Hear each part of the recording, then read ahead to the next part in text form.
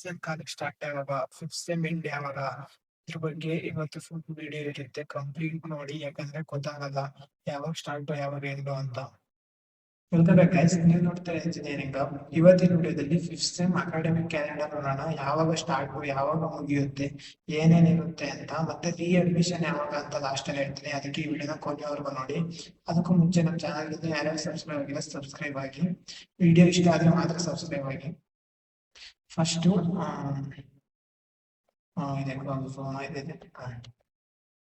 ನೋಡಿ, ಇಲ್ಲೇ ಕೊಟ್ಟಿದ್ದಾರೆ. The tentative academic calendar of fifth semester of all UG programmes of VTU regarding the academic calendar for fifth semester UG programmes is hereby notified as follows.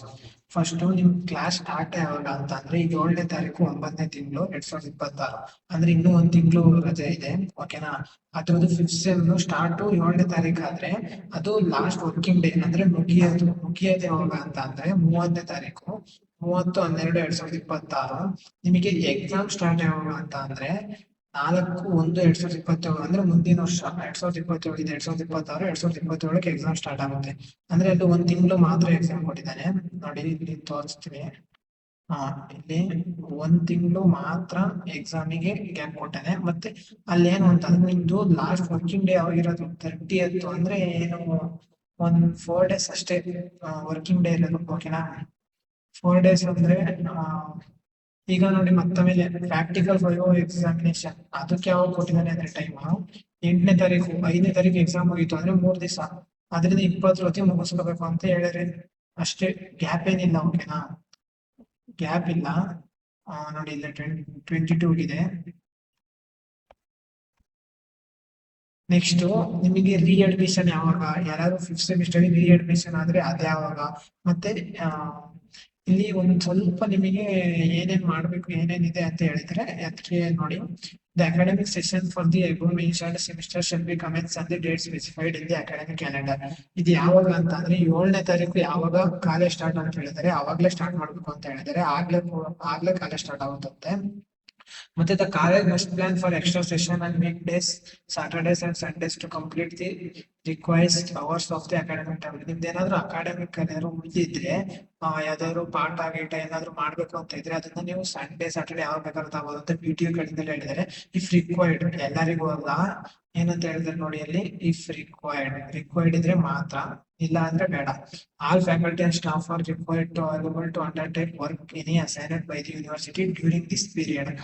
Through university ಕಡೆಯಿಂದ ಮಾಡಿದ್ರೆ ಇರ್ಬೇಕಾಗುತ್ತೆ, ಓಕೆನಾ. Next notification regarding the calendar of events for the conduct of university examination will be issued by the register evaluation from the time, ಓಕೆನಾ. Notification ಬಿಡ್ತಾರೆ ಅಂತ ಯಾವಾಗ ಈ calendar of events ನ, ಇನ್ನು ಅದ್ರ ಬಗ್ಗೆ ಗೊತ್ತಿಲ್ಲ.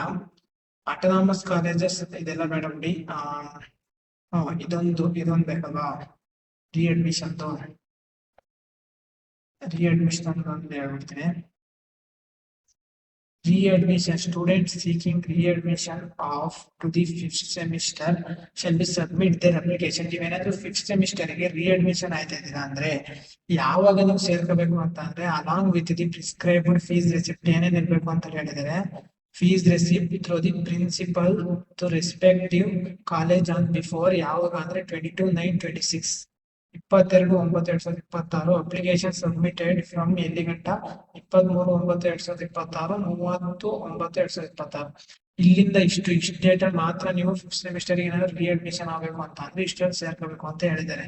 Shell be accepted only on payment of penalty 5,000 penalty ಕಟ್ಬೇಕಂತೆ ಯಾರಾದ್ರೂ ರೀ ಅಡ್ಮಿಷನ್ ಅಲ್ಲಿ ಇದ್ರೆ. ಇಲ್ಲ ಅಂದ್ರೆ ಏನಿಲ್ಲ, ಓಕೆನಾ. No application for readmission be entertained after 30ನೇ ತಾರೀಕು ಆದ್ಮೇಲೆ ಯಾವ್ದೇ ತರ ನಿಮಗೆ ಅಪ್ಲಿಕೇಶನ್ ರೀ ಅಡ್ಮಿಷನ್ ಇರಲ್ವಂತೆ, ಓಕೆನಾ. ಇವತ್ತಿನ ವಿಡಿಯೋ ಇಷ್ಟ ಆಗಿದ್ರೆ ಲೈಕ್ ಮಾಡಿ, ನಿಮ್ ಫ್ರೆಂಡ್ಸಿಗೂ ಶೇರ್ ಮಾಡಿ. ಏನಾದ್ರೂ ನಿಮಗೆ ವಿಡಿಯೋ ಇನ್ಫಾರ್ಮೇಟಿವ್ ಇಷ್ಟ ಆಯ್ತು ಅಂತ ಅಂದ್ರೆ ಸಬ್ಸ್ಕ್ರೈಬ್ ಆಗಿ. ಇದೇ ತರ ಇಂಜಿನಿಯರಿಂಗ್ ರಿಲೇಟೆಡ್ ನಮ್ಮ ಚಾನಲ್ ಕಂಟೆಂಟ್ ಬರ್ತಾ ಇರುತ್ತೆ.